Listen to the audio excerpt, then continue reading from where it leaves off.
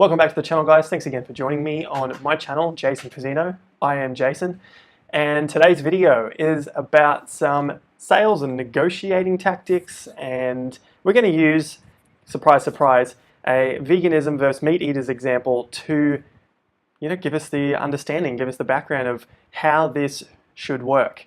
Now, I don't expect, as with every other video of mine, I don't expect the majority of the online extremist sort of vegans to understand this, or to agree with it, or to even say polite things in the comments down below. It's usually very one-sided. They don't want to know about it, and it's got to be this way or the highway. And if you don't agree with that side of veganism, then you're basically nothing to them, and you're never a real vegan anyway. So with that said, and we can basically just wipe all of those sort of people out of this conversation because they don't really want to learn how to negotiate or, I guess, progress and learn other things in life, expand their mind. Let's move on with today's subject. And today's subject, like the title says, why veganism will not progress to mainstream adoption unless this is being done. Now, I say that because there's been several examples that I've seen recently in, say, like vegan groups and sometimes talking with people, but you don't often hear that so much with people in real life because it just seems to be something that happens online. And I guess what I'm talking about here is to give us a bit of the reasoning to it, is negotiating. And online, people do not want to negotiate. It's really a hostile environment to try and prove who has the bigger dick, who's got the bigger ovaries, if you prefer that sort of saying, who has the most closed-mindedness. Doing a simple Google or YouTube search, you can find that there are two aspects, sometimes more, sometimes less, but it's generally centered around these two of a negotiating strategy. And basically the two things are the activation, who started it, and the cooperation, how's this going to play out, how's it going to progress, who's going to come to the party and let's have an open discussion so we can come to a resolution. So they're the main two things that come with this negotiating. And what we can see online, not to go over the top of it yet again too much, but basically online is a lot of people not wanting to negotiate because everyone's got to prove who is more right, who's the bigger boss. But we know in real life that this doesn't work. And so without this, mainstream people, mainstream life, pop culture, everything like that is not going to adopt any more veganism. It'll get to a point, veganism, the ideologies and the meanings and the movement, it'll get to a point and then it will plateau and potentially just start to drop off. It'll die off. That's what happens with all new ideas. They have an uptake in like a big surge in excitement and in interest, and then it reaches a critical point and it usually tapers off, or maybe it goes into a bit of an S-curve where the level of people interested just remains and it takes another event for it to take off again, or it's just an idea that drops off in time. Hopefully it's not an idea that drops off in time because there's a lot of positives that come out of veganism, but without the proper integration with the 99% of society, I don't think it's something that will take off again.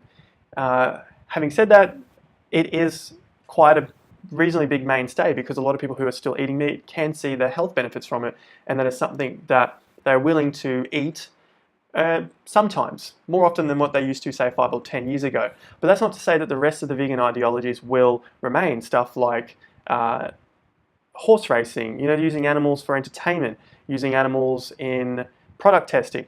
These sort of things are becoming more mainstream and people are realizing the negative consequences of that, but we may not see it uptake any further. So going back to the negotiations, a couple of the main things that really triggered this topic for me is in some groups there were a couple of points that, there's a couple of problems, I guess, people were finding with certain foods. And obviously the real strict, real vegan is that you shouldn't be using any animals in any sort of foods.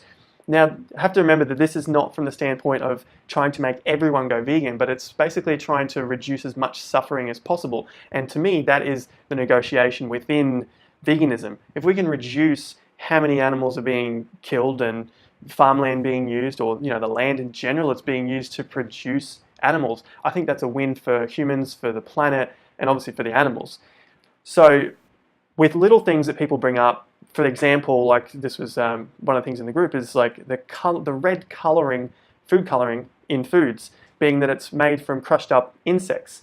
And this has been done through Aztec, Mayan communities, South America, Latin America.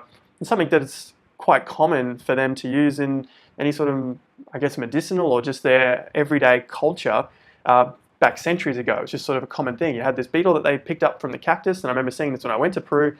Like literally our lead, a guide, just took it off the cactus, crushed this sort of white-looking beetle thing, which didn't even look like it was alive. It was just sort of like stuck to the plant. It wasn't moving or anything in these big groups. I'm not saying it doesn't move, but that's the way it was looking there. Crushed it up, bread on the fingers, and then basically just shows you, like puts it on your skin. This is going back 10 years before I was vegan. And yeah, it was just interesting. It was just like a dye that just stays there, and it was pretty strong dye. My point is, if we're trying to relate those little nuances of crushing up some insects when literally billions of insects are crushed daily, let's say hundreds of millions to be conservative, at the fronts of cars, you're just driving along, you're riding your bike, you're taking a bus, you're running. Insects are insects, they're just getting crushed. So really, if we are trying to relate that and then telling other people that they cannot have these food colorings because it's not vegan, you can start to see that the negotiations just seem like they're way too one-sided. Now, if you want to really hold down the vegan principles, that's completely understandable, especially from myself coming as a vegan. You don't want to cause any unnecessary harm, and if you feel like you can avoid that, that's fantastic. I'm talking for the general population. We're talking the 99% of people who aren't vegan. To try and enforce that upon people, you can start to see, or at least I hope that we're on the same wavelength here, and you can see the logical side to this, is that this isn't going to go down for the majority of people, especially when insects are crushed all the time, even by vegans, by the food manufacturing industry where the vegan products come from vegans going to work. Like it just doesn't make sense. And you can then start to negotiate some of these things into a, who knows, broader vegan umbrella. And the problem then with the vegans say with this is that it's diluting the message.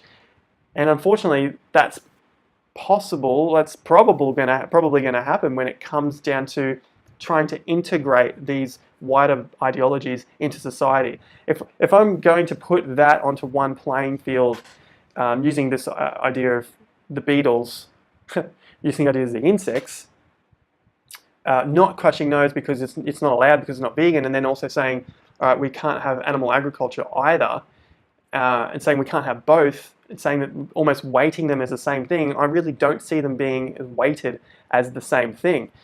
Obviously, there are going to be people who have different opinions on that, but I can't sit here and look at you straight in the eye and say that the animal agriculture industry slaughtering billions of mammals, cows, chickens, pigs, and saying that that is the same thing as crushing up some beetles for some red dye coloring in food, I'm going to be lying and say that that's the same thing. It's not.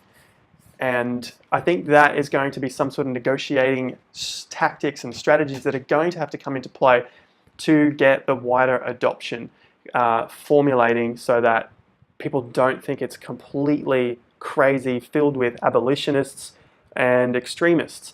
And then this is the same deal when it comes to any sort of sales and negotiations. If someone's trying to hold dear all of the points in a particular argument that they have and not thinking about the other side of the party, they are obviously going to lose.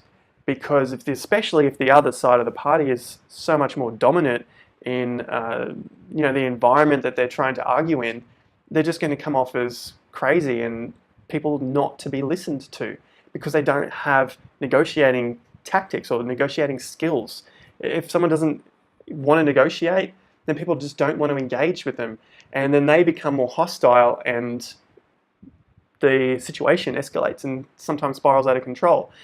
So I don't want to see that happen to veganism, and I guess it's a good lesson to work within our own businesses if we are choosing to go that way as well. We've got to be able to negotiate, and we've got to be able to keep all parties happy, but at the same time still get our win. So that's what I want to leave it with today. They are the main reasons why I don't think veganism will go mainstream unless some more discussions and more talk and negotiating and understanding the majority of people comes into play.